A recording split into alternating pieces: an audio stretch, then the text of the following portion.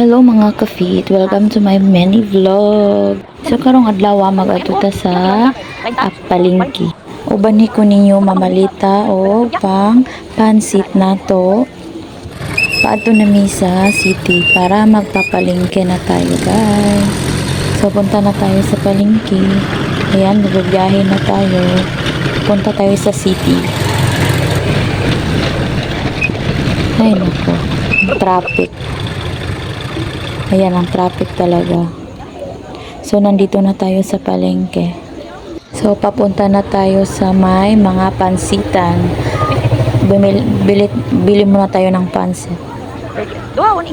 So, ayan. Nagtatawad pa yan.